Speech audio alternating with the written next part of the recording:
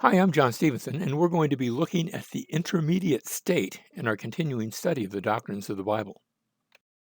If you're listening to this, I'm assuming that you're living life today. You're living in a natural body. You were born, you got older, maybe you got really old, like myself, and then eventually, if Christ doesn't come back, we die. After that, after you die, unbelievers, something happens to them. We're going to look at that. But also, believers, something happens to them, and it's not necessarily the same thing. Then after that, Jesus eventually is going to come. I'm not putting a date on that. We don't know when, but Jesus has promised he's going to return, and there's going to be a resurrection. In fact, Daniel chapter 12, verse 2 talks about how there will be a resurrection. Many will rise from the dead, some to everlasting life, some to everlasting contempt. So there's a resurrection of both unbelievers and believers of sorts.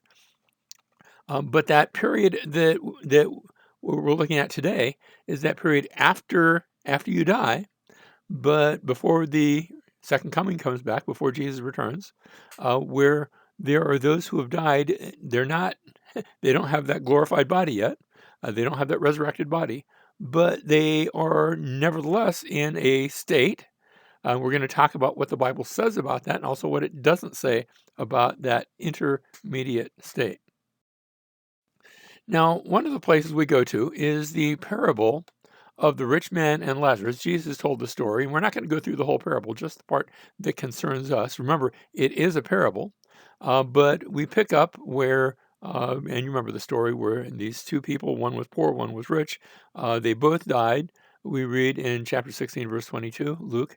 Now, the poor man died and was carried away by the angels. I always think that's neat, having an angelic escort, but carried away by the angels to Abraham's bosom. And you say, I can't remember where the Bible has talked about Abraham's bosom. No, the Bible hadn't talked about that, but there was a writing that was in circulation, a Jewish writing, not part of the scripture. I don't think it should have been, but it was some stories about Abraham that actually made reference to both paradise and Abraham's bosom, two terms that are going to be used in Luke's gospel. So here, notice carried away by the angels to Abraham's bosom, and the rich man also died and was buried. In Hades, he lifted up his eyes, being in torment, and saw Abraham far away and Lazarus in his bosom. You say, well, that sounds sort of weird. Well, we notice the angelic escort, but that's only mentioned for the for Lazarus, the poor man. For the rich man, we don't read about any escort. He just lifts up his eyes and he's in a place called Hades. Now, that part about Abraham's bosom, you have to get the culture of the day to understand that. You see, when you went to somebody's house to eat, you didn't sit on like at a table and chair.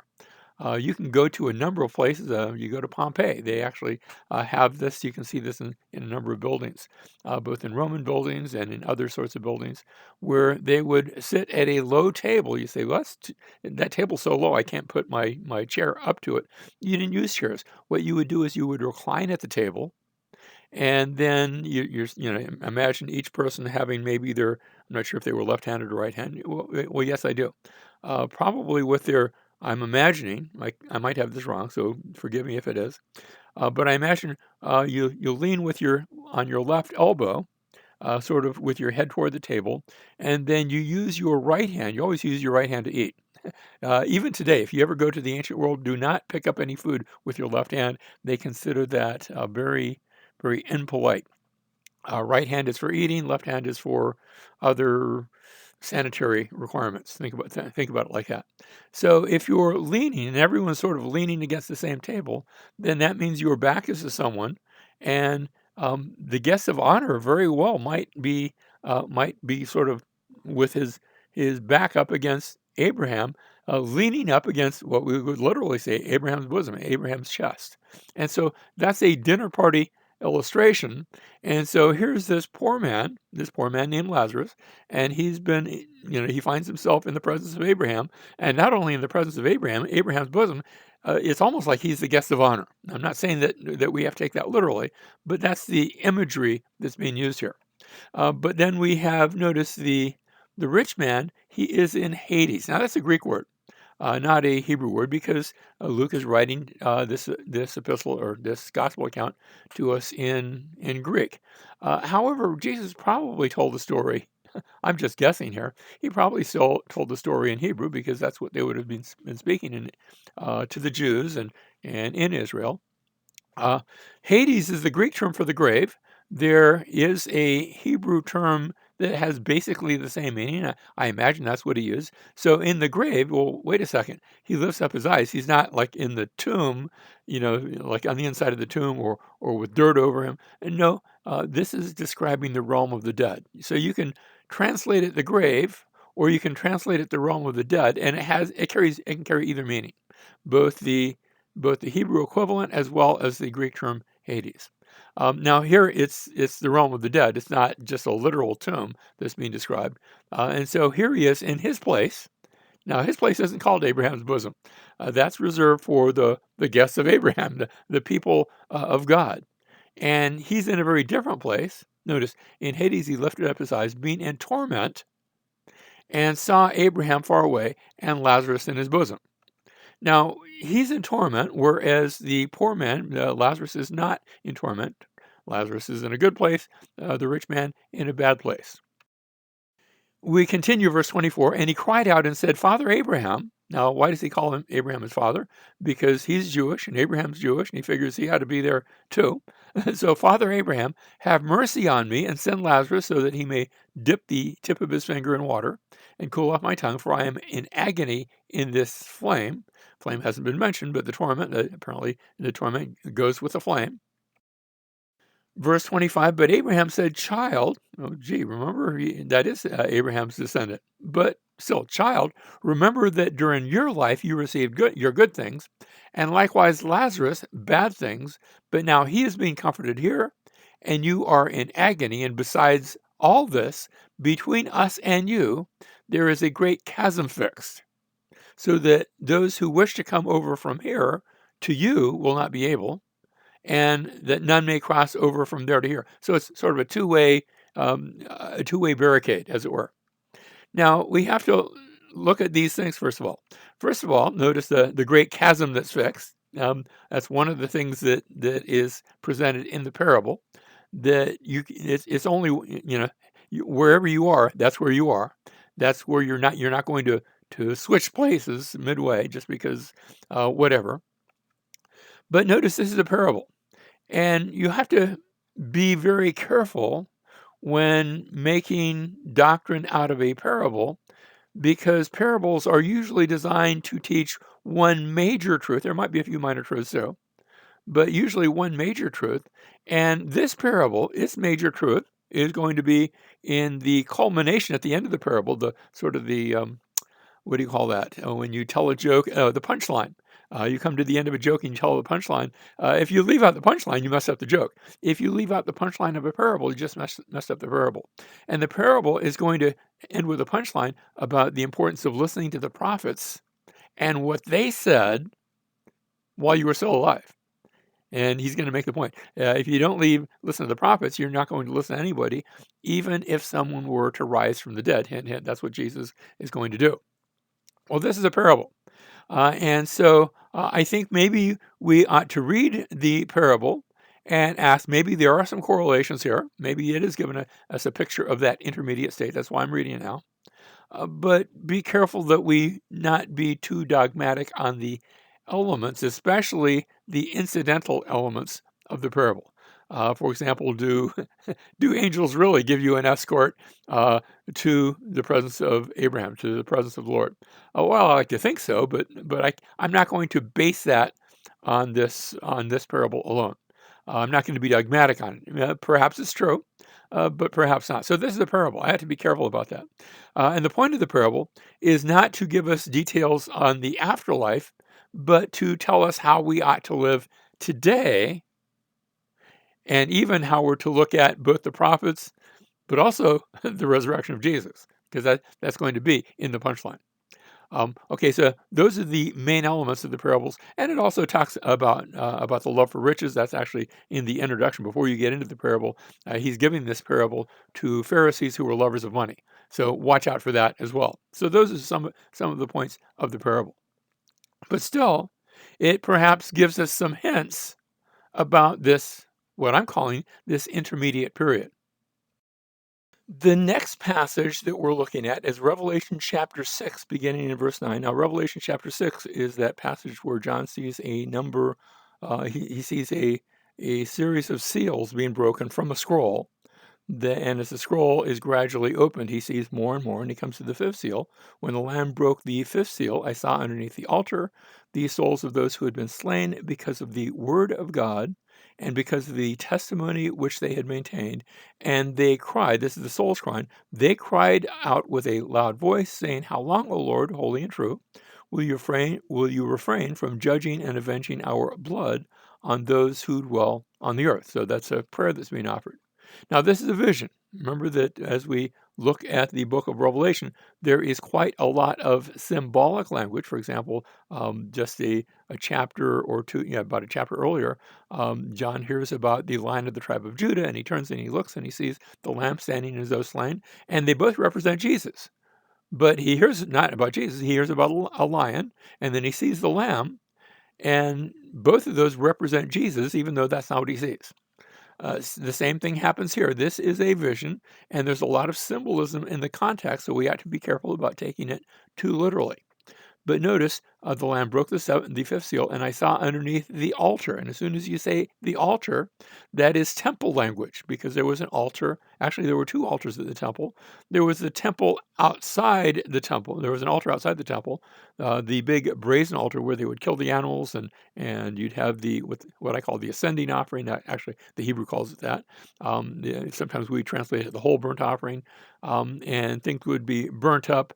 But then there was another altar on the inside of the temple, just before you got to the veil, and this was the altar of incense, and that was the altar you would go to. One of the priests would go to every morning and every evening as the people were in prayer, and he would offer incense upon the altar, and that incense would smoke up, and it would smell very sweet, and it would represent the prayers of God's people that also smell very sweet, a beautiful aroma. I think that's the idea here, because these souls under the altar, they are praying and they are asking God for something. So I think that's the idea here. It's temple language, but notice it's the souls who are doing this. Now, I've never seen a soul. You say, wait a minute, what do you mean that you've never seen a person? I see what's on the outside. I can just see the body. I can't see the soul. I can see what it does, just like I can't see the wind, or I can't see a spirit, but I can see what it does. And the same thing with a soul. But he sees souls of those who had been slain, and the fact that they've been slain tells me, wait a minute, if he's seeing those that have been slain, and they are asking the Lord, when are you going to come back and judge and avenge? That assumes he hasn't yet. So notice their body is in the grave, and he sees the souls of those. This looks like it's describing, symbolically or otherwise, the intermediate state. Go to the next verse, verse 11, and there was given to each of them a white robe. Now, I don't know how a soul can wear a white robe, but that's okay, because remember, this is symbolic. So don't make it too literal. And they were told that they should rest for a little while longer until the number of their fellow servants and their brethren who were to be killed, even as they had been, would be completed also. And so they're in a waiting period. Their bodies, presumably in the grave, their souls here under the altar. Remember, this is symbolic, so don't take that literally. Don't say, okay, all souls have to go to a place underneath the altar. That's symbolism. They're given a white robe. Now, the white robe represents their pure standing. So something's happened here where I don't want to say a judgment's taken place, because I'm not sure that it has, but they're given a white robe representing their purity, where they are, who they belong to. And they're told to wait because there are more martyrdoms coming. They've been martyred, but there's more that are coming. Notice their brethren who were to be killed, even as they had been, would be completed also. And once those martyrdoms have been completed, then the judgment is going to take place. That's what they're waiting for. And we'll come back and look at the book of Revelation in context in a later class. The next passage we want to go to is 2 Corinthians chapter 5. We're going to begin in verse 1. For we know that if the earthly tent, The earthly tent refers to our body, not just, somebody camped out by the wayside. If the earthly tent, which is our house, is torn down. And by the way, that idea of describing the body of a house, that's an Old Testament image, is taken from Ecclesiastes chapter 12. It's a very humorous passage that describes an old house that sort of, it's past its prime and it's getting older as we speak. And the idea is that's a picture of somebody's human body who's getting old. If you're old like me, you can see the humor in that passage. Well, he's using that here. If the earthly tent, which is our house, is torn down, in other words, if this body dies, we have a building from God, a house not made with hands, eternal in the heavens. And so notice, if you lose one house, there's another house coming, eternal in the heavens. Now, is this speaking of the intermediate state, or is this speaking of the resurrection body? It's not entirely clear, at least not yet. So let's keep reading. Verse 2, for indeed in this house we groan. This house, let me just say, the older I get, the more I groan. Sometimes when I just bend down to put on my shoes. The old joke is, you bend down to tie your shoelaces and you ask, is there anything else I have to do while I'm down here? Well, I can say, in this house we do groan, a longing to be clothed with our dwelling from heaven. Can you imagine what it would be like to have a body that doesn't get old, a body that doesn't hurt, a body that doesn't get sick, a body that doesn't have any of the problems that this body has? And we're longing to be clothed in our dwelling from heaven, inasmuch as we, having put it on, will not be found naked. And it's sort of humorous to talk about that naked idea, because that goes all the way back to the Garden of Eden in a sense. But in another sense, let me just say, I'm used to having a body. I don't know that I really want to go through any sort of existence without a body. That just sounds, what can I say? It sounds a little creepy. and I think that's what Paul is saying right here in verse 2. We're longing to be clothed, but with our permanent clothing, whatever that looks like. Having put it on, will not be found naked. That makes me wonder, is there something in the intermediate state regarding a body that I don't know about? And I don't know about it, so I can't really, I'm not going to speculate. Verse 4, for indeed, while we were in this tent, this body, we groan, being burdened, because we do not want to be unclothed, but to be clothed. We like to have a body. I'm very used to having a body, so that what is mortal will be swallowed up by life. And there's coming a day when that's going to happen. First Corinthians chapter 15, verses 51 and 52, talk about how that there's coming a day when we will be changed, and this mortality will put on immortality, where there's going. And so he's already talked to the Corinthians about that in his previous epistle, so that what is mortal will be swallowed up by life.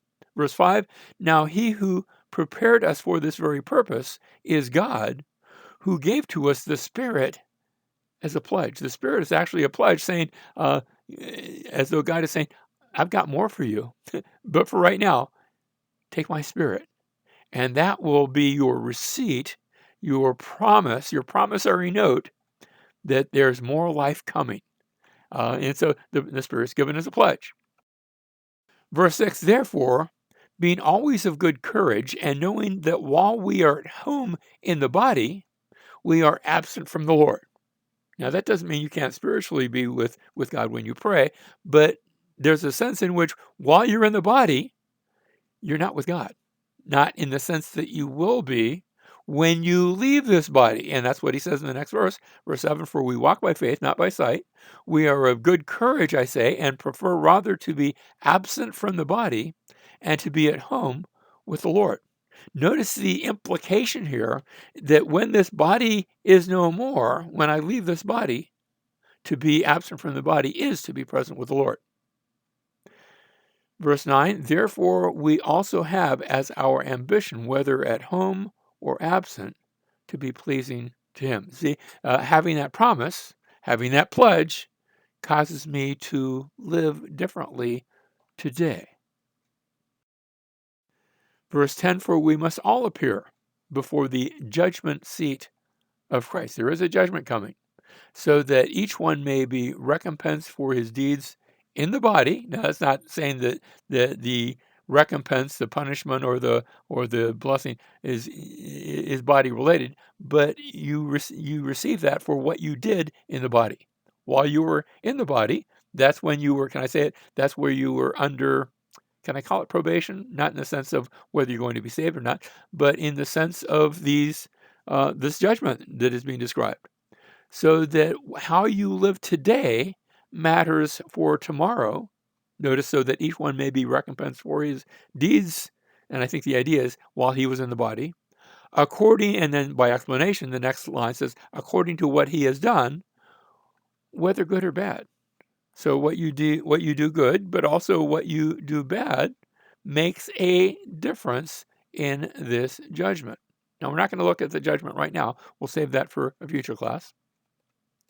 But notice, we must all appear before the judgment. Now, let me just say, um, my translation says the judgment seat of Christ, and that works okay. Although the word seat isn't there, the Greek term is the bema, and a bema was actually a raised platform. It was the judicial platform. Now, a judge would sit there, so seat works okay. It's not that it's a bad translation, but it's all one. It's just one word. Judgment seat is rendering the Greek term bema, which even if you go to Greece today, the country of Greece, and you go into their parliament building, the parliament sits on the bema. I guess it would be the Speaker of the House sits on the bema, the raised platform. And, that's the place where the judge would sit. But notice, it's what he did in the body. And the point is that what you did then, or actually, let me just say, what you're doing now counts for the future, counts for when you must appear before that bema of Christ. Now, a question now comes up, the question of consciousness. You see, there have been two positions taken with regard to what we're calling the intermediate state, whether that intermediate state is conscious versus whether, and some people have coined the term soul sleep, whether your soul is at sleep. And I can see where they might get this from, because both throughout the Bible, both Old and New Testament, one of the euphemisms, a nice way of talking about death, instead of just saying he died, would be to say, and he slept. Or he sometimes in the Old Testament, he slept with his fathers, that idea. And that was a picture, just like today we say, well, he passed away. You say, well, which way did he pass? No, it's just a figure of speech. It means that he died. And the same thing back in both Old and New Testament, you have this figure of speech that say he slept, she slept. I think of the passage where there's a little girl that has died, and Jesus goes to see this 12-year-old little girl, and he says to her, "Wake up!" Well, what do you mean, wake up? He died.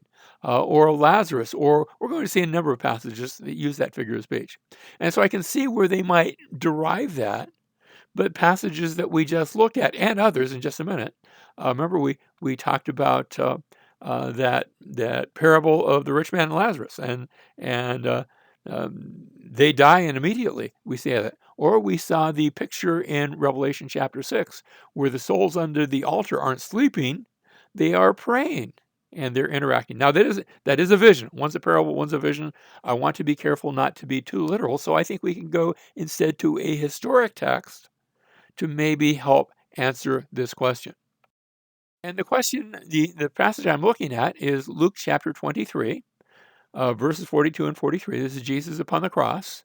And as Jesus is upon the cross, there are two thieves that are crucified on either side of them. And one of them speaks out. The other one was making fun of Jesus and probably saying all sorts of blasphemous things. And one of them speaks out and says, no, we deserve to be here. And notice, we pick up in verse 42, and he was saying, Jesus, remember me when you come in your kingdom. And this is Jesus, and Jesus said to him, truly I say to you, today you shall be with me in paradise. Now, I want to be careful here, because both in the English as well as in the Greek text, you could have read this two different ways. I'm going to read it both ways. First of all, I notice the way I read it just now. Truly I say to you, today you shall be with me in paradise. And I was just following the punctuation, which I happen to think is correct. But you could have also said in the Greek text, truly I say to you today, you shall be with me in paradise. In other words, I'm saying this to you today. And so those that hold to a soul sleep, they're going to try to interpret this passage that way. What they probably haven't done is looked up all the times that in Luke's writing, both Luke and Acts, and I'm not so sure if Luke was one of the writers in the book of Hebrews, but it works there too. Um, every time you see the word today, it's never talking about how I say this today. It's that this is happening today every single time. So if we're to take this a different way in this passage, it would be completely unique. I don't think it is. He says, just the way the passage says, truly I say to you, today you shall be with me in paradise. Not today you're going to go to sleep, and someday in the future you'll wake up, but today you will be with me in paradise. And so I think that works. I think that works. Today you shall be with me in paradise. Now, one last passage. This is going to be Philippians chapter 1, and we start in verse 18. What then? Only that in every way, whether in pretense or in truth, Christ is proclaimed. And in this I will rejoice, yes, and I will rejoice, for I know that this will turn out for my deliverance through your prayers and the provision of the Spirit of Jesus Christ, according to my earnest expectation and hope that I will not be put to shame in anything, but that with all boldness Christ will even now, as always, be exalted. And here's why we've been reading this long sentence: be exalted in my body, whether by life or by death. There's the chance that Paul might be put to death soon, although he's confident that that's not going to happen right now. But that's okay with him. Whether he lives or dies, he will be exalted, whether by living for Christ or even dying for Christ. Either one's okay. The next verse, for to me to live is Christ, and to die is gain. If I live, I'm giving my life to Jesus. If I die, that's good too. Verse 22, but if I am to live on in the flesh, this will mean fruitful labor for me, and I do not know which to choose. Do you want to live or die? And well, gee, it's a hard decision. Have you ever come to a place in your life where you had a decision to make, and both decisions were good? It's like, gee, do I want to do this good thing or do I want to do that good thing? And that's where Paul is. And the question is, live or die? They are both great things. Verse 23, but I am hard pressed from both directions, having the desire to depart and be with Christ. Now, notice he doesn't say to depart and go to sleep and eventually raise from it. To depart and be with Christ, for that is very much better. Yet to remain on in the flesh is more necessary for your sake. So I think there are indications. I wouldn't be super dogmatic on this, but I think there are indications that when you die, you are conscious that the soul sleep is not a thing. That when you die, you are absent from the body, present with the Lord. When you depart, you are with, if you're a Christian, if you are with Christ. And of course, that also gives me the opportunity to say, if you're listening to this and you're not a Christian, then today is the day of salvation. Today, you do need to trust in Jesus as your Lord, as your Savior, because tomorrow is not guaranteed.